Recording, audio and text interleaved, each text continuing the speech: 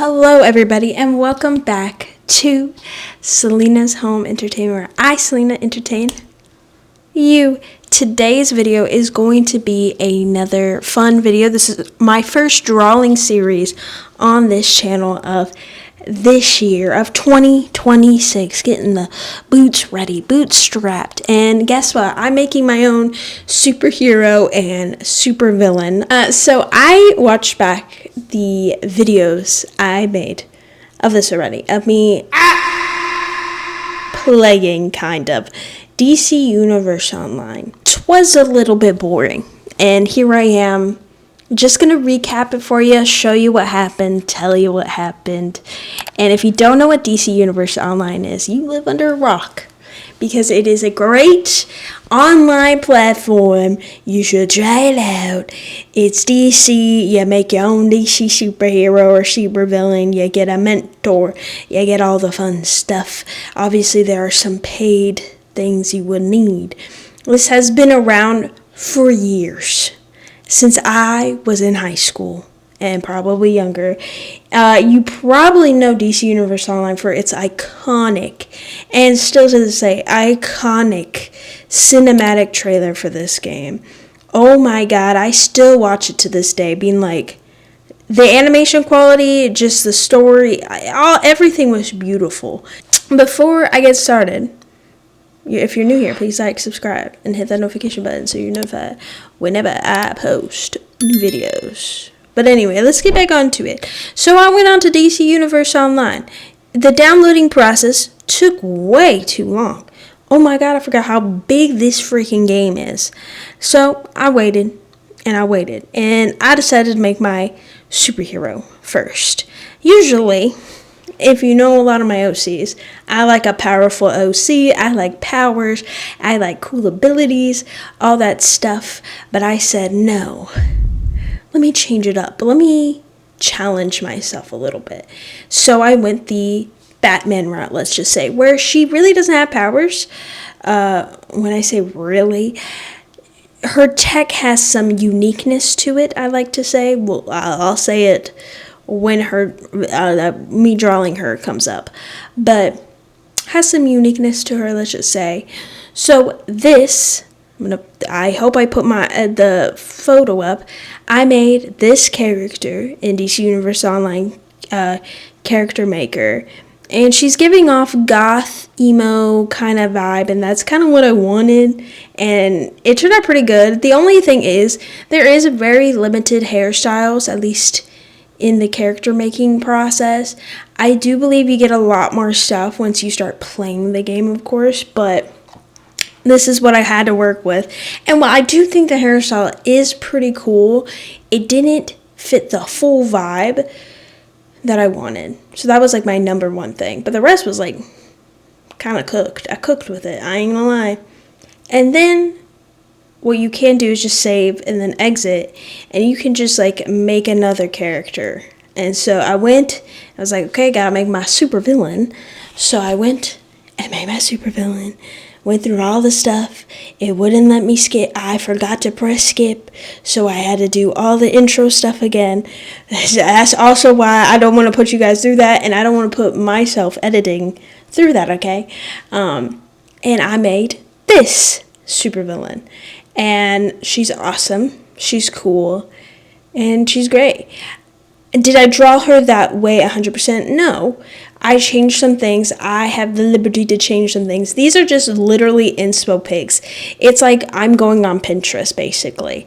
I'm getting inspo, finding my way of creating this character and showing my art style, etc., etc. And so those two are the superheroes and supervillains. I will be obviously yapping on about them. So get your sketchbook out or something and like draw. I'm going to just be talking about my OCs for the next like 15 minutes or 20 minutes or however long this video is. I hope you enjoy. Meet Nyx Lenore. That's her real name. She is a superhero in Ship's Haven. Her aliases, or her superhero name, is Mystic Gothica. She is age 21 and of course lives in Ship's Haven. So her powers and weapons are basically, she's a tech girly. Tech girly pop. She has this interesting staff that was, let's just say, lended to her, and still hasn't figured out all the tech and all the interesting things about it, because it is definitely, let's just say, interesting. Not only that, but she is very flexible. She is very acrobatic. She does gymnastics on a daily basis to really help herself become a better hero. Now, her lore is very interesting. Like I said, her staff was borrowed. The staff was borrowed because she was saved by one of the local heroes in Ship's Haven a couple years back before she became a hero, and unfortunately the hero died trying to save her. But the hero dropped their staff, and Nyx thought, well, let me just see what it does. And that's where she vowed to find out who killed the hero, or who tried to kill her, and was going to try to become a hero for Ship's Haven. Because unfortunately, Ship's Haven is overrun by supervillains for the most part. A lot of people do 9 to 5s, you know. Some people have normal jobs, want to get some sort of normalcy out of any town that has, you know, crime. But at night, nobody is really out other than, of course, the crime people. And that is when Mystic Gothica comes out of the shadows. Her day-to-day life is also a 9 to 5 job. She is extremely smart. She doesn't want to be part of the business life, but her parents are. So she's kind of like a nepo baby for sure, like that. She has a high-ranking job. I mean, it's not like she didn't earn it or anything, but, you know, she doesn't want to be part of this. She wants to work on her tech. She wants to just be a little tech girly in her little studio apartment, and she would be totally fine with that. But her parents see a different life for her. They want her to become a rich girly with a rich businessman, and unfortunately, she doesn't even know if she likes men. She likes women and men, but like, she likes a woman a bit more, but also she really just is here focusing on her hero life, which of course her parents don't know. She gets an allowance every week, and that allowance is spent on, of course, the superhero outfits, the tech, anything that she needs to help save Ship's Haven, she will use, instead for like herself or anything like that. Now, before you go crazy and think she just went the next day after being saved from a hero to being a hero, actually no, she was a little smart there, and it took her about, I would say, about 2 to 3 years for her to really delve her crafting, get back into gymnastics, acrobatic stuff, training how to fight. Unfortunately, she has no more mentor. She learned this all by herself. It is the modern age, of course, so she definitely learned a lot of it from YouTube. Probably not the smartest decision, and she does learn that when she officially becomes a hero and tries to save someone and gets her ass beat. She gets her ass beat a lot, but she learns, and she grows, and she upgrades her weapons, her outfits. She wants something for every scenario, and what she thinks is, you know, she stands out from the crowd is she makes sure her tech doesn't look like tech. She has a lot of Y2K theme going on. She has a lot of girly pop. Think like Totally Spies in a way. Like, you look at it and be like, oh, that's just a lipstick. No, that's a bomb. That's Mystic Gothica. She wants you to underestimate her, and then she'll turn around and kick your ass. Okay? She is definitely trying to make Ship's Haven a livable city where people can go outside at night and go grocery shopping or something without, you know, getting, you know, crazied on. She Again, she is trying to find out who has a hit on her or on the hero, and she is still investigating that. She has an inkling it is the big villain group in this city, but she doesn't know it for sure, and her investigation skills aren't up to par just yet, I think. But also the mysterious staff. I wanted to make this staff like super mysterious and kind of cool, and it's kind of like, in a way, Thor's hammer. She has like these magnetic things in her gloves that brings the staff back to her. The staff can elongate, shorten, whatever way she can, so she can carry it with her at all times, basically. She got that staff on her. And I, of course, added some more Y2K things. I love the flip phone I did for her. I think it's super cute, and it adds to the overall aesthetic I was going for with this character. And I hope you like Mystic Gothica as much as I do, because she looks badass. And her name is Brenda Starr, and her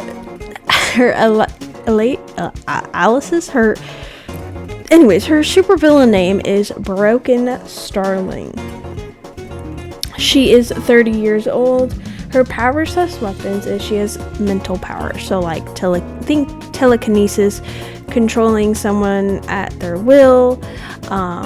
She doesn't use them as much, and obviously I explain the little why eventually, but she does know she is pretty powerful. Not as powerful as she's met some other pretty powerful she's definitely the beginner of it, but she also has 2 beautiful pistol guns she loves dearly. She's put stickers on them. She's like decked them out into as much as she could, and it really shows not only that, you know, she can still use weapons. They underestimate her and forget that she also has telekinesis, so she uses them both. She's like double whammies them, which would suck. You think she's out of bullets? No, actually. She can just, you know, telekinesis that bullet right there, and but of course I have to add some depressing lore to one of these characters, and unfortunately is, of course, the supervillain. Let's go, adding trauma. And her trauma is, unfortunately, her parents experimented on her. Then once they found out she had some sort of mental powers like telekinesis, etc., they wanted to find a way to use it on other people to cure something. Well, in the idea of it being good, at first Brenda was okay with it. You know, she was like, this is for the good of like the world. This could help somebody, who knows, like what is wrong with my blood or my cells to make me like this, because both of her parents are extremely normal. So she's very confused on why she's not the normal one.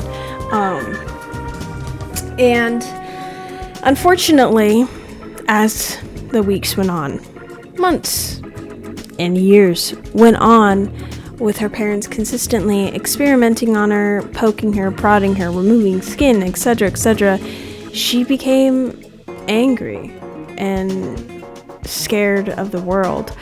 And scared of her parents, because her parents would never let her leave, especially after they experimented on her skin a little bit, and she slowly but surely became half cyborg and had robot parts on her because her skin wouldn't grow back. And then they were like, why isn't it growing back? It's really weird.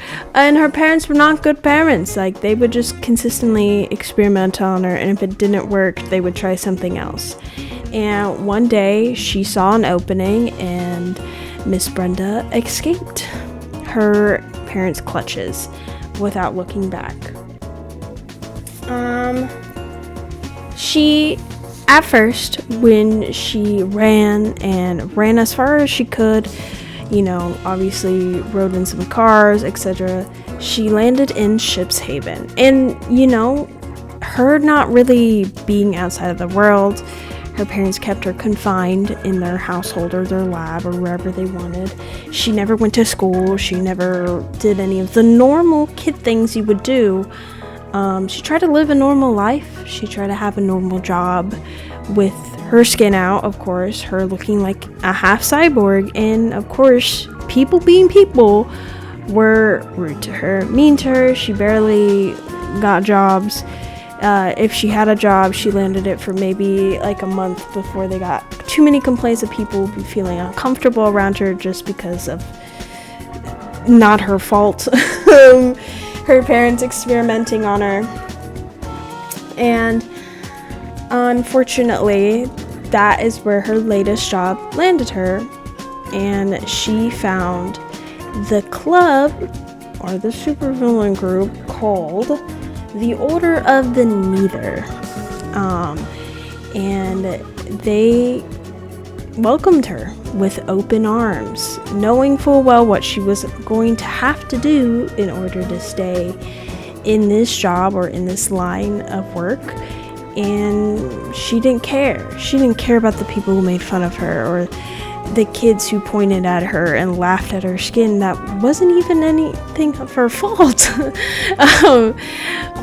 And she hid her identity. When she got to Strixhaven, nobody knew her as Brendan Starling. They knew her as Brenda Starr, sorry. They only knew her as Starling.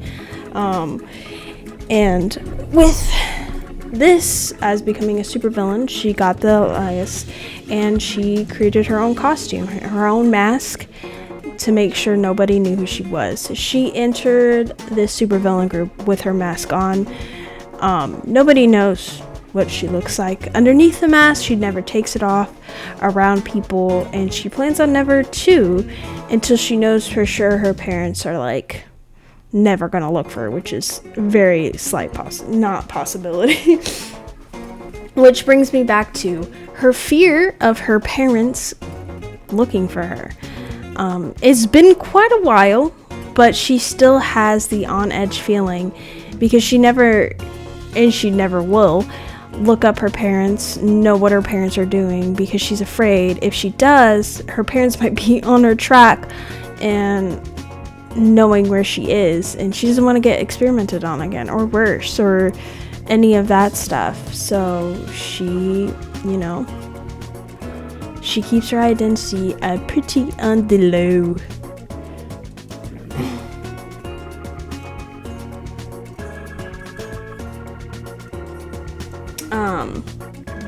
She, and you're probably wondering what her job is now, she is the bodyguard of the leader of the Order of the Neither. They saw she was useful in certain ways, and they said, okay, I like to use you as usefulness. Or is she useful? We'll never know. We will know eventually. I have an idea for this, okay? As well as just,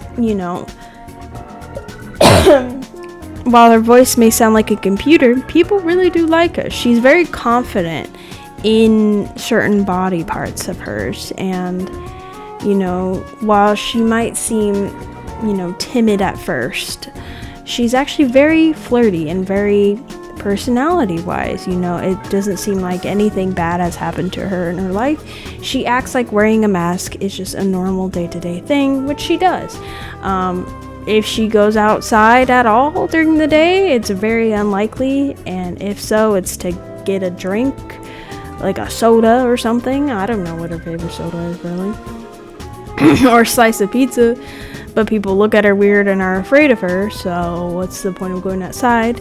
And then at night, it's time to do her job as a bodyguard and as a, supervillain, fighting superheroes, which her and Mystic Gothica have definitely gotten into it. And they have definitely punched each other quite a few times, actually.